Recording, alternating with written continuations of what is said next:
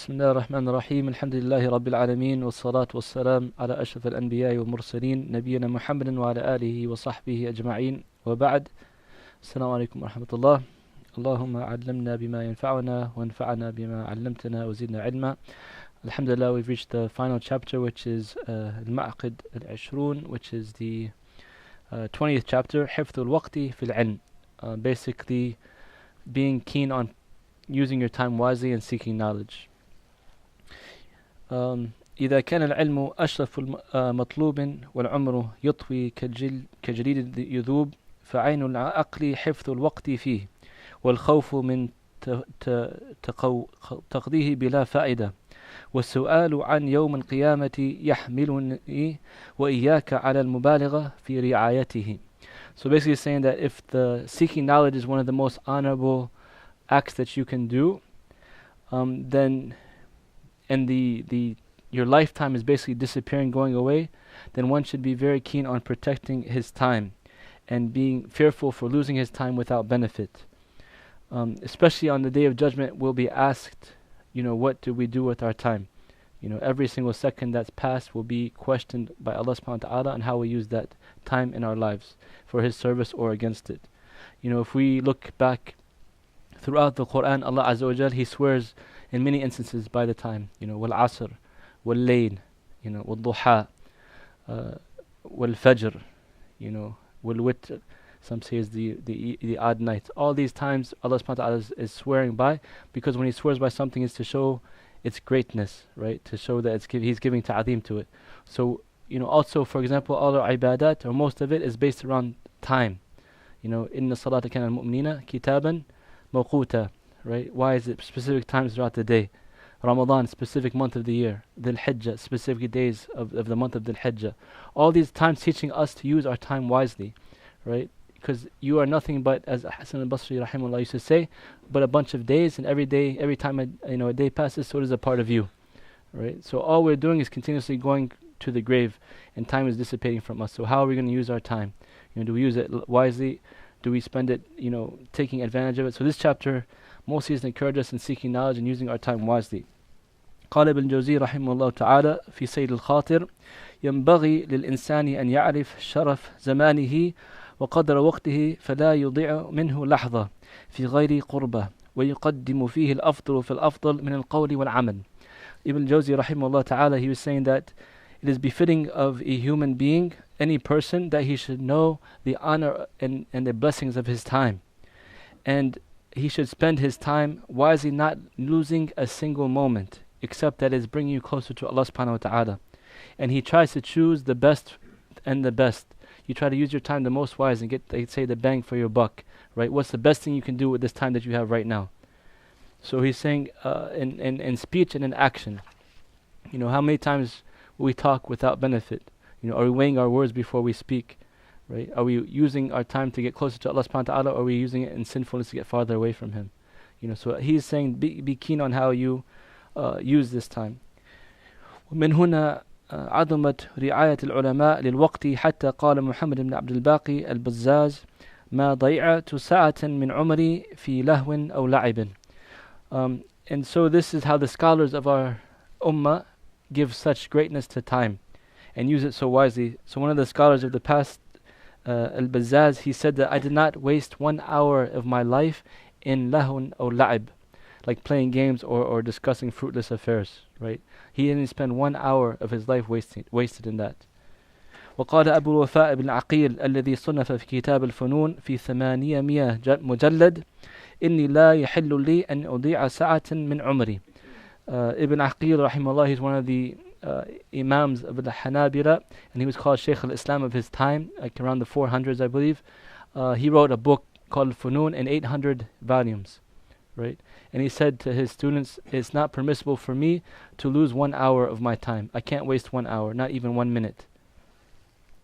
وبلغت بهم الحال أن يقرأ عليهم حال الأكل فلقد كان أحمد بن سليمان البلقاسي المتوفى عن 28 سنة يقرأ القراءات في حال أكله خوفا من ضياع وقته في غيرها فكان أصحابه يقرؤون عليه وهو يتناول مأكله ومشربه. One of the scholars of qira'at al-Bilqasi, he died only at the age of 28 years old. But out of fear of losing any time, even during the times he was eating, he would have students read upon him the Qiraat al-Ashr, the 10 different recitations of the Quran. So he won't even miss 1 minute eating without seeking knowledge. بل كان يقرأ عليهم وهم في دار الخلاء فكان ابن تيمية الجد رحمه الله تعالى إذا دخل الخلاء لقضاء الحاجة قال لبعض من حوله اقرأ في هذا الكتاب وارفع صوتك.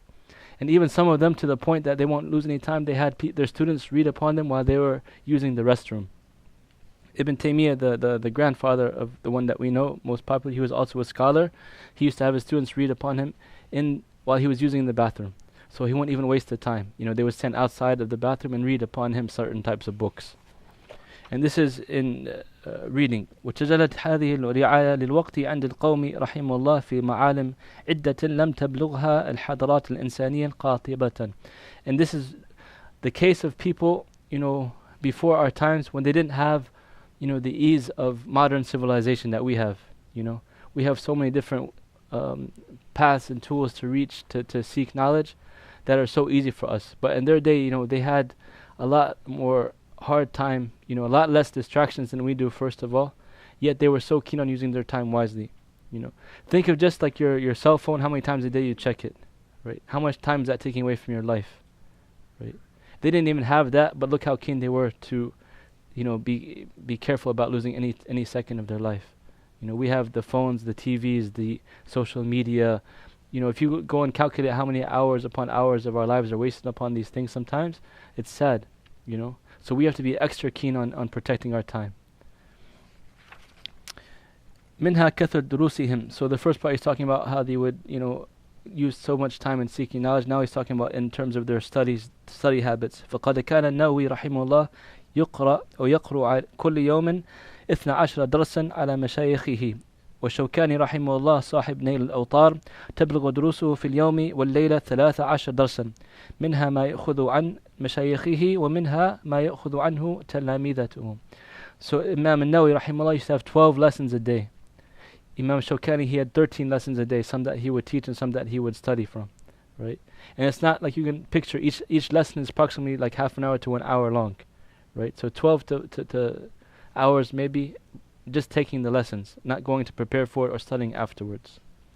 وأربى محمود الألوسي صاحب التفسير عليهم جميعا فقد كان يدرس في اليوم 24 درسا ولما اشتغل بالتفسير والإفتاء نقصت إلى 13 درسا. Imam al-Alusi, he was one of the great scholars of tafsir. He used to have 24 lessons in a day. And then when he started writing his tafsir, he decreased it to 13 lessons a day. ثم رأيت في ترجمة محمد بن أبي بكر بن جماعة أن دروسه تبلغ في اليوم والليلة نحو 50 درسا. And it was reported that he found in his biography of this sheikh, Abi Bakr ibn Jama'ah, that he used to study 50 lessons a day.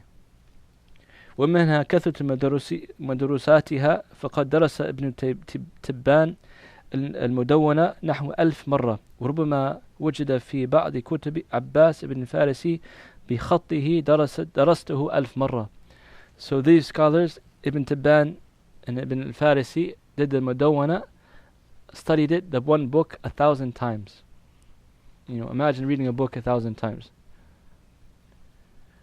وكرر غالب بن عبد الرحمن المعروف ابن عطية والد صاحب التفسير المشهور صحيح البخاري 700 مرة. Ibn Atiyah, one of the great scholars, also his father was the person that wrote the tafsir. It's popular, the tafsir Ibn Atiyah. He read al-Bukhari 700 times. Right? So just look how these people are spending their time. ومنها كثرة مكتوباتهم. فأحمد بن عبد الدائم المقدسي أحد شيوخ العلم من الحنابلة كتب بيده 1000 مجلد وقع مثله لابن جوزي رحمه الله. So this Imam Abd al-Daim al-Maqdisi, he wrote 1,000 volumes. And it's also reported of Ibn Jawzi rahimahullah, he also wrote 1,000 volumes worth of books. Like they calculated all the books he wrote from his youth until his old age, and they calculated it to be about 1,000 volumes. I don't know how many books are in this maktaba, but imagine writing 1,000 volumes by your hand. And they didn't have it now, like they didn't, we have typewriters and computers and all these types of things. They had to write it out by hand, 1,000 volumes. ومنها كثرة شيوخهم فالذين جاوز عدد شيوخهم 1000 كثيرا في هذه الأمة وعجبت ما ذكر أن ابن سعد السمعاني بلغ عدد شيوخه 7000 شيخ. قال ابن النجار في ذيل تاريخ بغداد وهذا شيء لم يبلغه أحد. So he's saying also in terms of the scholars they studied under, it's many in our ummah that studied over 1,000 teachers. They sat with 1,000 different teachers to learn ilm, right? And he said that one of the wonders that he found was one sheikh, he studied under 7,000 shuyukh, right? And he said that's the most, Ibn Najjar said that's the most that he's seen in history. But there's a narration by Imam al-Dhahabi rahimahullah in Sirah A'lam al-Nubala where he talks of one of the scholars of hadith that studied under 30,000 shuyukh. I don't know how authentic it is, but he said basically he studied under 10,000 shuyukh that he narrated from them, and he would take from them and follow them in their deen and their khuluq. And he took 10,000 shuyukh that he would narrate from them only, but he wouldn't follow them in their khuluq and deen, and he took from 10,000 that he would not narrate from or follow them in their khuluq or their deen, right? So 30,000 total. Wallahu alam. But it shows like the effort that people made in seeking knowledge and sitting with the shuyukh. ومنها كثرة مسموعاتهم ومقروءاتهم على شيوخهم من التصانيف المطولة والأجزاء الصغيرة فقد تعد بالآلاف المؤلفة كما وقع لابن السمعاني المذكور وصاحب ابن أساكر في جماعات آخرين. And also it's known that many of these scholars would read upon shuyukh many books over and over, right? A lot of scholars, they wouldn't even start teaching unless they've read several, maybe 100 books upon different shuyukh, or several books several times before they got the ijazah and they started teaching. Imam Bukhari rahimahullah, at the age of 10 he sat under hundreds of shuyukh, because he wrote the Tarikh al-Kabir, which is one of the foundations of ilm al-rijal, a very strong science of hadith. And it's a great, biographies of all the narrators of hadith that he knew at that time. It was like, maybe 15 volumes, big volumes. He wrote that at the age of 18. So just think about how these people are spending their time. ومنها كثرة مصانفتهم حتى عدة ألف مصنف لجماعة من العلماء لهذه الأمة منهم عبد المالك ابن حبيب عالم الأندلسي وأبو الفرح ابن الجوزي. The same thing about the people writing different works. There are several, like we said, scholars who've written over 1,000 books in their lives. And then he says, the poem, فاحفظ أيها الطالب وقتك فلقد أبلغ الوزير صالح بن هبيرة في نصحك بقوله والوقت أنفس ما عنيت بحفظه وأراه أسهل ما عليك يضيع. He's saying, learn this poem, O student of knowledge, for it's very beneficial to you. It says that time is like the most precious thing that you can save or protect, and I see it as that which is most wasted, right? And the Prophet ﷺ, he said, نعمتان مغبوب فيه كثير من الناس الصحة والفراغ. That two blessings that most people are losing in or fail to take advantage of is health and free time, right? And he said that a person won't go forward on the Day of Judgment until he's asked of 5 things, how he spent them, right? His health before his sickness, his wealth before his poverty, his time before he is occupied, his life before his death, right? I'm missing one.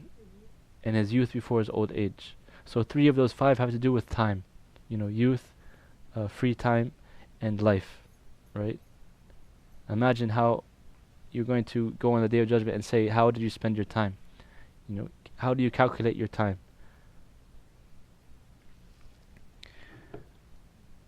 Hafidh al-Jahid, he was one of the great poets and like novelists of his time. It said that he would not get a book in his hand except that he would read it from cover to cover, right? And Ibn Jawzi rahimahullah used to say that when he had a book come to him, like a new book that he haven't read before, it was like he got one of the treasures of the world. It was so great to him that it's something like gold coming to you. That's how the scholars appreciated the works of the of the ulama and the treasure of the books. Look at how many books we have around us. How much do we have access to upon our phones? Do we take advantage of it or not? This is like the key in seeking knowledge. As we said many times before, if you give it all of yourself, it will only give you some in return, right? So the scholars, they would sacrifice their food and their sleep, so they can actually seek knowledge, right? Some of the scholars, it was known that they would crush up their like hard bread, and put it with water and just like drink it like that, so they won't have to waste time, And just, inshallah, if you can remember, how many minutes you have in a day, take care of that, then you should, inshallah, improve upon like calculating, what you're spending your time on. Is it beneficial or not? How much time a day do you spend reading, for example? Which reading the Quran, that we should all do, at least on a daily basis, right? How many time do you spend a day, seeking knowledge? What kind of books are you reading to improve your knowledge and get closer to Allah subhanahu wa ta'ala, right? And then calculate how much time you're sleeping, how much time you're eating, spending time on social media, etc. And try to decrease from those things that are not as beneficial, and increase in those that are beneficial. So those are the main points the Shaykh was talking about in this last chapter, and it's a very important point, because if you really want to be a student of knowledge and get knowledgeable, you're going to have to sacrifice something, some time. You have 1440 minutes a day of life. That's how much time is in your day, and calculate how much you have in a week, in a year, etc. And how much of those 1440 minutes do you spend improving yourself, getting closer to Allah subhanahu wa ta'ala, right? Just do inshallah, when you go home this evening, sit back and just calculate how much time am I spending in service to Allah, that I'm getting closer to Allah, how much time am I wasting, what are some things that I can cut so I can get closer to Allah subhanahu wa ta'ala and become more knowledgeable in our deen. And that's the end of chapter 20. And then he goes into the khatim, which is the final word of advice, for this book to end. So Bismillah, Alhamdulillah, Wassalatu Wassalam ala Rasulullah. إلى هنا بلغ القول التمام وحسن قطع الكلام بالختام فيا شدات العلم وطلابه ويا قصاد الفقه وأربابه. Basically he's saying this is where the speech will end about the book, and he's calling to those students of knowledge and those that are specializing in knowledge. امتثلوا بمعاقل التعليم وأنتم تقلبون على مقاعد التعليم تجدوا نفعه وتحمدوا عاقبته. He's saying that basically follow this advice, these chapters of knowledge that we've gone through, these 20 chapters, that you can closer to Allah subhanahu wa ta'ala, implement them in your studying and seeking knowledge. وإياكم وتهاونوا بها والعزوف عنها, and be careful not to fail and lose them, these points that we've studied.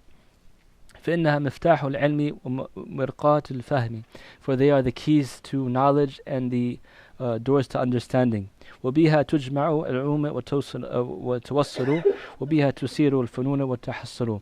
And this, with these chapters that we've studied and gone through these principles, is a way that you can achieve the different sciences and the different knowledges. فشمروا عن سعد الجد ولا تشغلوا بمعية الجد. So basically, like, roll up your sleeves and work hard to seek knowledge, and don't waste time on those things that are gonna like be distractions of life, like the luxurious affairs, basically. واحفظوا رحمكم الله قول ابن أبي عبد الله ابن قيم رحمه الله عز وجل: طالب النفوذ إلى الله والدار الآخر بل إلى كل علم وصناعة ورياسة بحيث يكون رأسا في ذلك مقتدا به فيه يحتاج أن يكون شجاعا مقداما حاكما على وهمه. So Ibn Qayyim rahimahullah, he says that the person that's trying to seek knowledge and get closer to Allah, go into the next life, he needs to be very careful, to be brave basically, and struggle hard and fight against your desires and your like lower distractions, right? Because every time you have a distraction or like lower desire that's taking you away from beneficial knowledge and getting closer to Allah subhanahu wa ta'ala, so you try your best to fight against that. And you have to have like a love, we said, of knowledge and a passion to it. And you have to make, spend your time and make your himma aliyah, like make your desire, aspirations high. If you aim high, inshallah, you'll achieve more. And just not be satisfied with the status quo. Don't be mediocre. Always try to be the best in what you do, especially in seeking knowledge.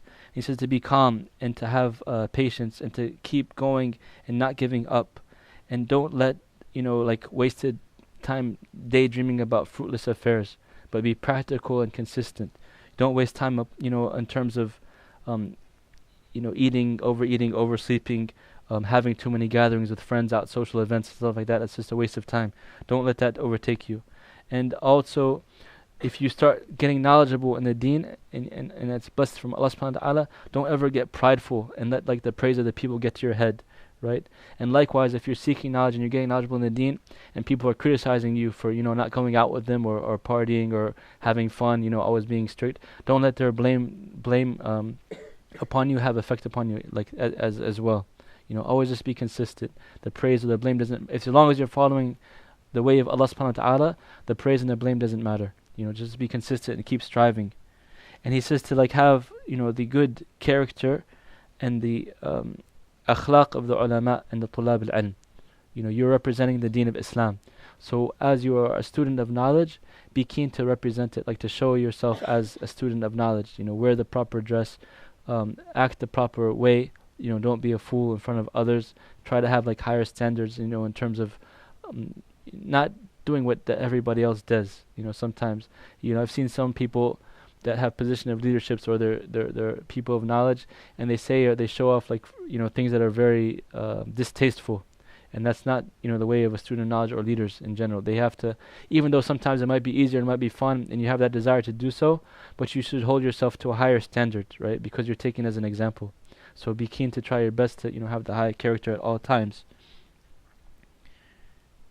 And then Ibn Qayyim rahimahullah, he said that the key to all of this is basically cutting off those worldly distractions and those people that'll bring you away from the talab al-ilm, seeking knowledge, and cutting off also like so you have inward distractions, which are the heart, which is like sinfulness and wasting time and desire, following the lower desires.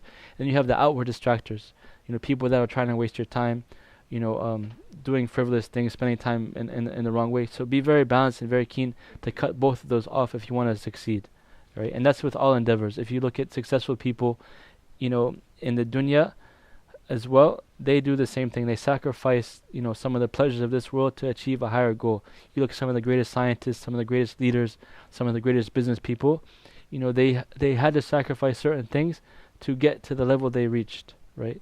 And so the same thing with knowledge. This is the most glorious of gifts that Allah subhanahu wa ta'ala can give to a person, to be knowledgeable in his deen for his sake, to learn for yourself and to spread to your family and to the society at large, right? So it's going to take sacrifice and it takes effort. And that's basically the end of the book. Just to review real quick the chapters we went over. Purifying the heart was the first, etiquette or adab or recommendation of the Shaykh. Purifying the heart from the sicknesses that we talked about. Correcting your attention, being passionate and motivated to seek knowledge. Go back to the Quran and Sunnah. Take the right path in seeking knowledge, the way that the predecessors showed us, taking the small ilm before the large and studying the books that are most important. Putting first thing first. Taking advantage of your youth before you get too old, being careful and deliberate, having patience, having proper etiquette, adab, being honorable and avoiding the dishonorable acts, keeping righteous company that will motivate you to seek knowledge and encourage you and help you to achieve those goals. Memorize, for memorization is a key to seek to knowledge. Respect the scholars and the people of knowledge. Go back to the scholars if you find like confusing issues or questions that are of high. A higher level. Respect the books, treating the books kindly and respectfully. Don't throw them around like any other book or disrespect them, by stepping on them or doing things that are disrespectful. And also, respecting the gatherings of knowledge. And then defend the knowledge and protect the knowledge that you learn, right? As a people, like, we said, there are people that are non-Muslims attacking Islam. It's our duty to stand up and defend it, with a pen or with the spoken word. And to make it better. There are people of deviation trying to distract or pull people away from the correct path. It's our duty to defend the knowledge and speak against that if we're able to do so. Also, using the proper etiquette in your questions. When you ask a question to a scholar or a teacher, use good manners and good etiquette that we went over. Falling in love with knowledge, where it becomes something that's like the most pleasurable thing for you. The more you train your nafs to love it, the more you will enjoy it and it becomes easy upon you. Also, the final one we just talked about is using your time wisely.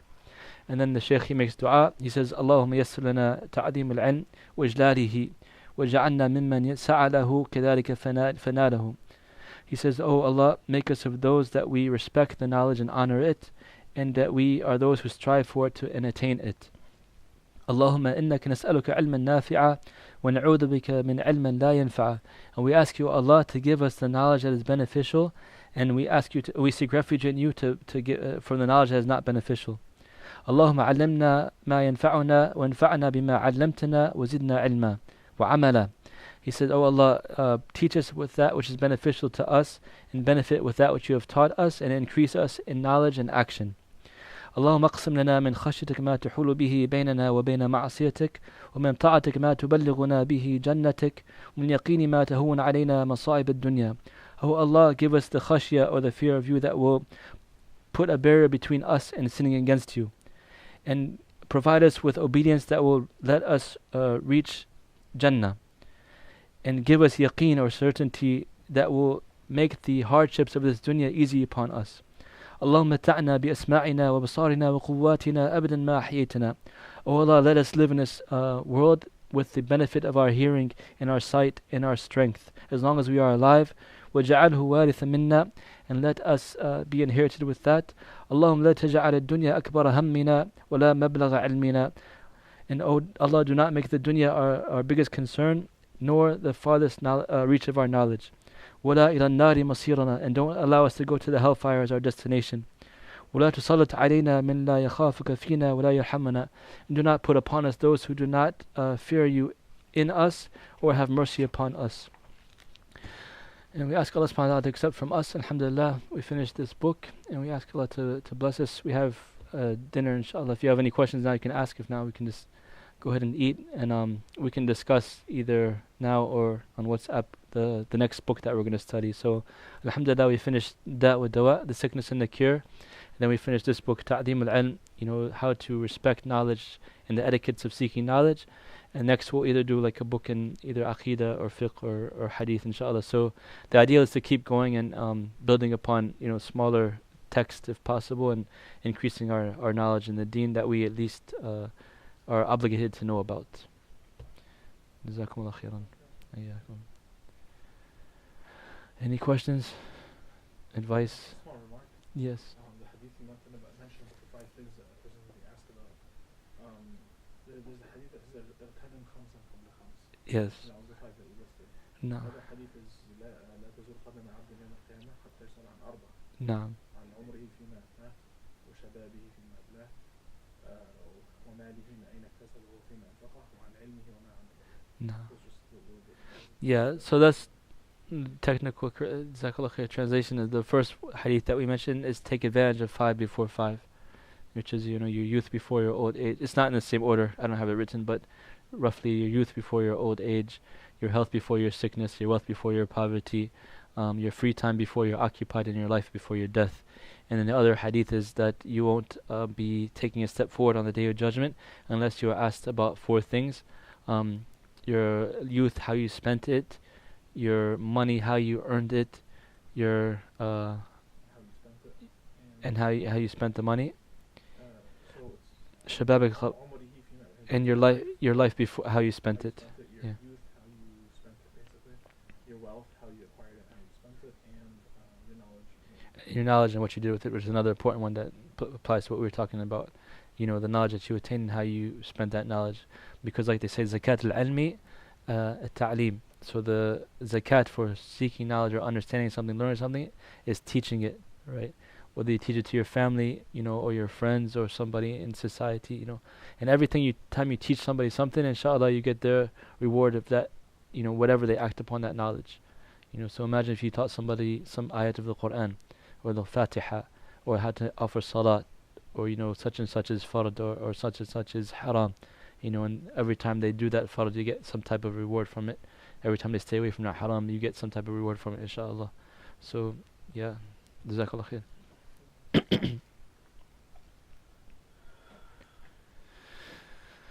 خلاص.